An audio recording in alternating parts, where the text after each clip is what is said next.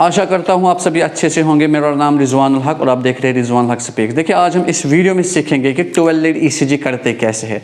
एक तो हम 12 लीड ईसीजी सीखेंगे और हम इस क्वेश्चन का जवाब भी देंगे कि जब भी हम 12 लीड ईसीजी बोलते हैं, फिर जब हम फिजिकली 12 लीड ईसीजी करते हैं, हम खाली 10 लीड्स का यूज़ करते हैं। आखिर 12 लीड कह के 10 लीड्स हम क्यों करते हैं।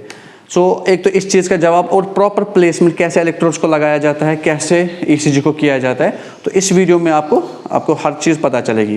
तो सबसे पहले जब आपको ईसीजी करना होगा, make sure patient supine position में होगा, this is called supine position. और इसके बाद आपको अच्छे तरीके से पेशेंट का जो ये चेस्ट है, ये आपको अच्छे तरीके से साफ़ करना होगा। देखिए, दो चीज़ें होती है। अगर पेशेंट के चेस्ट पे कुछ डस्ट लगी हो, डस्ट को साफ करके स्प्रेट लगा के चेस्ट को साफ करो, नंबर 1। नंबर 2, अगर पेशेंट के चेस्ट पे ज़्यादा हेयर है, ज़्यादा बाल है, तो ट्रिमर करके वो आप अच्छे से रिमूव करो, ताकि आप अच्छे से डिटेल्ड एनालिसिस से 12 लीड ईसीजी कर सको। सबसे पहली बात, 12 लीड ईसीजी करते कब है? जब किसी पेशेंट में हार्ट की प्रॉब्लम होती है, तो हम उस वक्त डॉक्टर उसको डायग्नोसिस करने के लिए उसको बोलता है कि आप 12 लीड ईसीजी करो। नॉर्मली 12 लीड ईसीजी नहीं करते। जो कोई डिटेक्ट करना होगा, कोई बीमारी डिटेक्ट करना होगा, तो उस वक्त हम 12 लीड ईसीजी करते हैं, नंबर 1। नंबर 2, जब कोई पेशेंट आईसीयू में होता है, जब किसी पेशेंट में अरेस्ट आता है, अरेस्ट देने के बाद हम सीपीआर देते हैं। सीपीआर से या तो पेशेंट बच जाएगा या तो डेथ हो जाएगी। डेथ के बाद हम 12 लीड ईसीजी करते हैं, ताकि हम कंफर्म दें कि पेशेंट या जिंदा है, क्या होगा, अकॉर्डिंगली वो रिकॉर्ड भी हम निकाल सके। तो उस वक्त भी हम 12 लीड ईसीजी करते हैं। तो लेट्स स्टार्ट। जब भी हम 12 लीड ईसीजी करेंगे, सबसे पहली बात, पेशेंट को नॉर्मल रहना है। नॉर्मल के बाद पेशेंट को सुपाइन पोजीशन देनी है। सुपाइन पोजीशन के बाद चेस्ट एरिया आप क्लीन कर लो। चेस्ट की जब हम बात करते हैं, यहाँ पर एक मसल होती है हमारी बॉडी में, उसको हम बोलते हैं डायाफ्राम। डायाफ्राम के नीचे वाला area we call it as abdomen. Diaphragm का ऊपर वाला area we call it as thoracic. Thoracic में फिर 2 पार्ट्स होते हैं। राइट साइड को हम बोलते हैं राइट थोरेसिक, लेफ्ट साइड को हम बोलते हैं लेफ्ट थोरेसिक, जहाँ पर हमारा हार्ट होता है, क्योंकि यहीं पर हमारी चेस्ट लीड्स लगेंगी। सबसे पहले व्हेन वी स्टार्ट ईसीजी, सबसे पहले हम करते क्या है, सबसे पहले हम पेशेंट को लिम्ब लीड्स लगाते हैं। जो आप मेरे हाथ में ये लीड्स देख रहे हो, ये लीड्स जो आप मेरे हाथ में देख रहे हो, we call these leads as limb leads. ये जो आप मेरे हाथ में लीड्स देख रहे हो, इनको हम बोलते हैं लिम्ब लीड्स। लिम्ब लीड्स को हम कहाँ पर लगाते हैं? राइट आर्म पे, लेफ्ट आर्म पे, राइट लेग पे, लेफ्ट लेग पे। टोटल में लिम्ब लीड्स 4 होती है। First one is RA right arm, LA left arm, RL right leg, LL left leg. चारों की चारों लीड्स ईसीजी को मॉनिटर नहीं करती है, ओनली 3 लीड्स मॉनिटर करती है, राइट आर्म, लेफ्ट आर्म और लेफ्ट लेग। राइट लेग जो होती है, ये न्यूट्रल होती है। अगर कुछ इलेक्ट्रिकल इम्पल्स या वेव फॉर्म एबनॉर्मलिटी हुई, तो न्यूट्रल जो होती है, जिसको हम राइट लेग पे लगाते हैं, वो इस सारी एबनॉर्मल वेव फॉर्म को वापस नॉर्मल करती है। Let's start. तो सबसे पहले देखिए, इस पे लिखा है रेड कलर, इस पे लिखा है R का मतलब होता है आपको राइट आर्म पे इसको लगानी है। तो आर्म पे लगाने से पहले मेक श्योर इलेक्ट्रोड पे क्या होगा, जेल होगा। तो इस पे हम जेल लगाएंगे, जेल लगाएंगे और राइट आर्म पे लगाएंगे। और इसके बाद यहाँ पर लिखा है येलो, येलो के ऊपर लिखा है L मतलब लेफ्ट आर्म। लेफ्ट आर्म पे लगाने से पहले हम इस पे क्या लगाएंगे, जेल लगाएंगे। Jail is very important. अगर जेल ना हो तो ईसीजी नॉर्मल तरीके से नहीं आ सकेगी। इसके बाद मैंने आपको बोला कि राइट लेग पे न्यूट्रल होती है। देखो, इस पे लिखा है ना एन बोले तो neutral. Neutral is always placed on the right leg और लिम्ब। सो लिम्ब पे लगाने से पहले हम इस पे लगाएंगे जेल। और इस पे लिखा है ग्रीन कलर पे, आप देखिए इस पे लिखा है F मतलब फुट लेफ्ट साइड। सो लगाने से पहले मेक श्योर आप इस पे जेल लगाओगे। देखिए, जब आप ये 4 लीड्स लिम्ब लीड्स लगाओगे ईसीजी पे, वेव फॉर्म बनेगी, इन चारों की वेव फॉर्म बनेगी। आप देख भी सकते हो, कम क्लोज टू मी। आप देखिए हमने 4 लिम्ब लीड्स लगा ली, यहाँ पर 4 लीड्स अपीयर हो गई एकदम मस्त तरीके से। इसके बाद हम चेस्ट लीड्स लगाएंगे। सो मैंने आपको पहले ही बोला, चेस्ट जो होता है, जहाँ पर डायफ्राम होती है मसल, डायफ्राम के ऊपर वाले हिस्से को हम बोलते हैं thoracic, right side of the thoracic, left side of the thoracic. हमारा हार्ट जो होता है लेफ्ट साइड में होता है। Right side of the thoracic, इसमें हम खाली चेस्ट की एक ही लीड लगाते हैं राइट साइड से, राइट साइड से एक लीड लगाते हैं, बाकी 5 लीड्स हम लगाते हैं कहाँ से, लेफ्ट तरीके से, लेफ्ट साइड से। सो लगाने से पहले मेक श्योर रेड कलर जो है इस पे लिखा है C1, इट मीन्स ये चेस्ट लीड फर्स्ट है। क्लियर? पहले हम चेस्ट लीड 1 को लगाएंगे। तो लगाने से पहले मेक श्योर, यहाँ पर आप लगा लो। लगाने से पहले मेक श्योर आप यहाँ पर जेल डालोगे ताकि अच्छे से ल्यूब्रिकेट हो जाए। C1 आप कहाँ पे लगाओगे? C1 को हमेशा हम right side of the chest लगाते हैं, 4th intercostal space. Sir 4th intercostal space कैसे डिटेक्ट करें हम? Come close to me. This is sternum, इसको हम बोलते हैं स्टर्नम बोन। स्टर्नम बोन का जो हेड जो होता है इसको हम बोलते हैं मैन्यूब्रम। अगर आप यहाँ पर फील करेंगे depression, we call it jugular notch.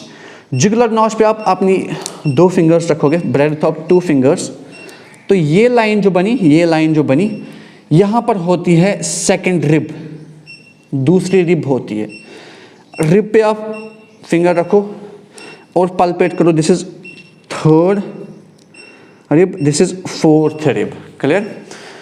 4th rib पे हम क्या लगाएंगे? पहले लगा लो जेल। 4th रिब पे जब आप पहुंचे, मेक श्योर वहां पर आप फील करोगे एक स्पेस, यहां पर हम लगाएंगे 4th इंटरकोस्टल स्पेस पे हम लगाएंगे first chest lead of the right side of the chest. Clear? Right side से खाली एक ही लीड लगेगी, C1। कहां पर? 4th intercostal space.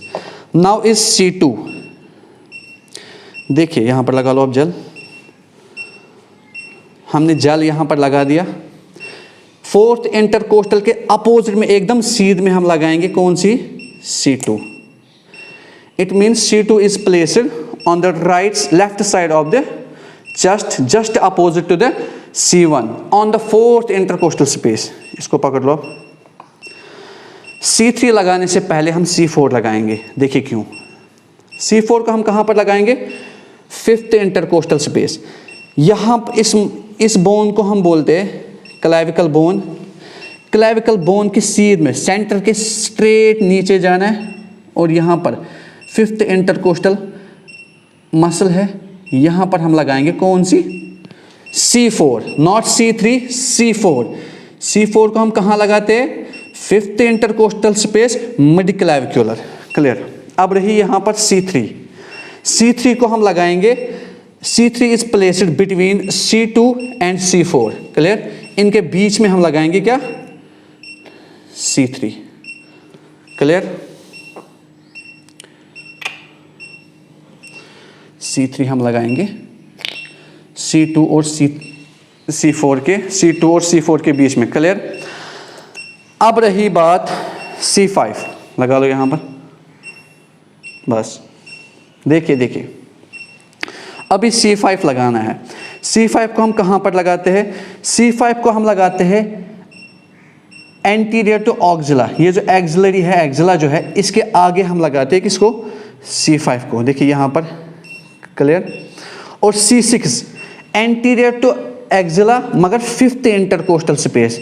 4th lead को भी 5th intercostal space, 5th lead को भी 5th इंटरकोस्टल स्पेस और 6th लीड को भी 5th इंटरकोस्टल स्पेस, मगर कहाँ पर? Mid axillary. क्लियर? देखिए जब आप प्रॉपर तरीके से चेस्ट लीड्स लगाओगे, एकदम ऐसे चेस्ट लीड्स लगाओगे, इसके बाद आप ECG मशीन पे देखो, वहाँ पर 6 की 6 लीड्स का रिकॉर्ड वहाँ पर आएगा। Come on let's see. देखिए हमने पूरी 10 लीड्स लगा ली, 4 लिम्ब लीड्स और चेस्ट लीड्स 6, पूरा यहाँ पर आ गया 12 लीड्स का। क्लियर? ओके, इधर आइए, बात सुनिए। हमने क्या किया यहाँ पर, हमने लिम्ब लीड्स 4 लगाई, चेस्ट लीड्स 6 लगाई, टोटल में हुए 10। और यहाँ पर जो है ईसीजी मशीन जो है 12 लीड्स का दिखा रहा है। आखिर ऐसा क्यों? देखिए, ये जो 10 लीड्स होती है ये हार्ट को एग्जामाइन करती है, हार्ट को फोटोग्राफ्स उठाती है, हार्ट की वेव फॉर्म्स को कैलकुलेट करती है। इसके बाद ये सारा डाटा जो जाता है मिल के जाता है ईसीजी मशीन में। रिमेनिंग 2 लीड्स जो होती है वो मशीन में लगी होती है। वो 2 लीड्स इस सारे डाटा को एनालाइज करके 12 लीड्स में कन्वर्ट कर देती है। सो फिजिकली हम 10 करते हैं और रिमेनिंग 2 जो होती है वो मशीन में होती है, वो कैलकुलेट करती है। This was just the basics about हम 10 लीड करते हैं, आखिर हम 12 लीड्स क्यों पढ़ते हैं। तो अच्छे से प्रॉपर प्लेसमेंट करने के बाद हम यहाँ पर येलो कलर का बटन दबाएंगे तो वहाँ से ईसीजी आएगा। देखिए, प्रेस द येलो बटन और इसके बाद यहाँ से ईसीजी आ रहा है। आराम से जब आप करोगे प्रॉपर तरीके से,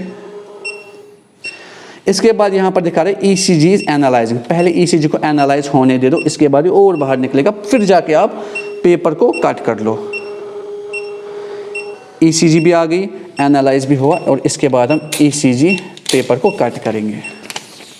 देखिए, this is ECG paper, 12 lead ECG paper. और इसमें क्या दे के है, पूरा रिकॉर्ड, कौन कौन सा चेम्बर प्रॉपरली वर्क कर रहा है पेशेंट का। देखिए, जब आप आईसीयू में पेशेंट होता है, पेशेंट वेंटिलेटर पे होता है, अगर उसकी डेथ होती है तो उसके बाद हम यही 12 लीड ईसीजी करते हैं, जो अक्सर नर्सिंग वालों को या हम बोलेंगे कोई जो इमैच्योर बिगिनर होता है उसको नहीं आता है। इसके लिए प्रॉपर टेक्निक चाहिए और प्रॉपर नॉलेज चाहिए। जब पेशेंट की डेथ होती है तो यही ईसीजी हमें करनी पड़ती है। और उस वक्त क्या आता है, ये जो लाइंस आप देख रहे हो ये फ्लैट आएंगी। जब फ्लैट आएंगी इट इंडिकेट्स पेशेंट की डेथ हो गई। अब यहाँ पर पेशेंट तो जिंदा है, तो इसके बाद आप ये ईसीजी आप डॉक्टर को दे दो, वो डायग्नोज करेगा पेशेंट को कौन सी तकलीफ है, कौन सी बीमारी है या कुछ भी कौन सा डायग्नोज हो रहा है। So this was just the basics about 12 lead ECG. अगर आपको वीडियो अच्छी लगी हो अपने फ्रेंड्स के साथ शेयर करो ताकि वो भी सीखे 12 लीड ईसीजी। Thank you.